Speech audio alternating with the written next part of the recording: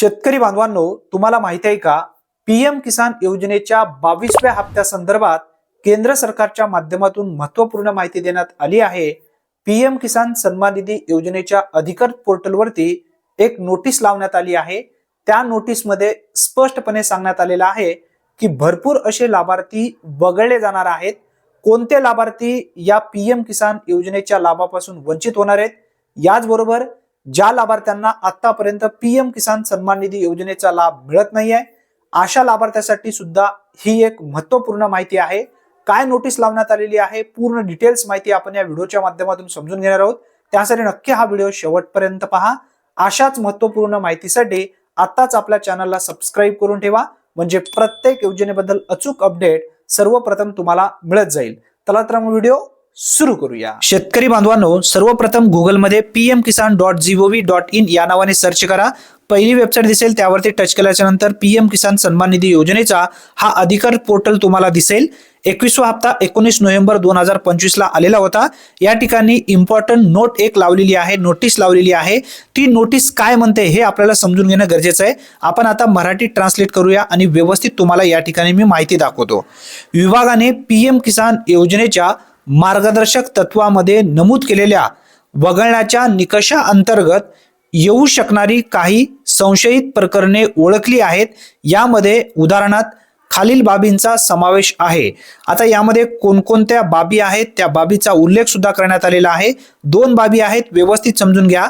पहिली बाब आहे 1 फेब्रुवारी 2019 नंतर जमीन मालकी हक्क प्राप्त केलेली शेतकरी हे या ठिकाणी वगळले जाणार आहेत।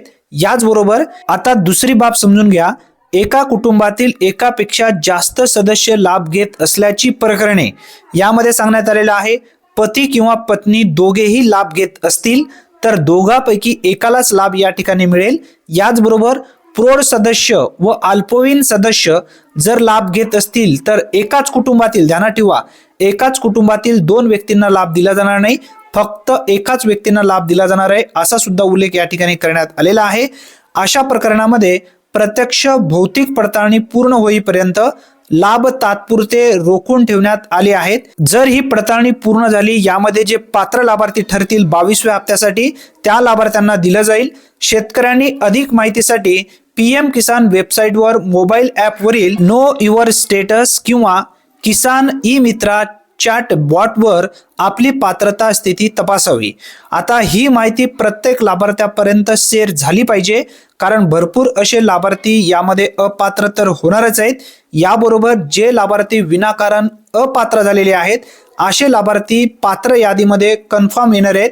सध्या ही पडताळणी सुरू आहे, खूप दिवसापासून ही पडताळणी सुरू होती। आता 22व्या हप्त्यासाठी जे लाभार्थी विनाकारण अपात्र यादीत आहेत अशा लाभार्थ्यांना परत पात्र यादीमध्ये या ठिकाणी घेतलं जाईल। त्यासाठी आताच तुम्ही स्टेटस पाहून घ्या। स्टेटस कशा पद्धतीने पाहायचं आहे या संदर्भातील माहिती समजून घ्या। पीएम किसान योजनेच्या अधिकृत पोर्टलवरती आल्यानंतर नो युअर स्टेटस नावाचं ऑप्शन आहे, त्यावरती टच करा। इंटर रजिस्ट्रेशन नंबरच्या ठिकाणी तुमचा रजिस्ट्रेशन नंबर टाका, कॅप्चा भरा आणि गेट ओटीपी यावरती क्लिक करा। ई केवायसी करत असताना जो मोबाईल नंबर दिलेला होता त्यावरती एक ओटीपी येईल। जर तुमच्याकडे रजिस्ट्रेशन नंबर नसेल तो नो युअर रजिस्ट्रेशन नंबर यावरती टच करा।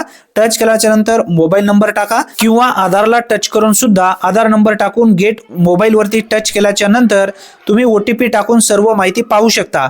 अशा पद्धतीने घरी बसल्या काय प्रॉब्लेम आहे ते सर्व पाहून घ्या, त्यानंतरच तुम्हाला त्या योजनेमध्ये लाभ मिळेल की नाही मिळेल हे तुम्हाला समजून येईल। जी त्रुटी आहे त्या त्रुटीची नक्की पूर्तता करून घ्या। ही एक महत्त्वपूर्ण माहिती असल्यामुळे जास्तीत जास्त लाभार्थ्यापर्यंत हा व्हिडिओ नक्की शेअर करा। धन्यवाद।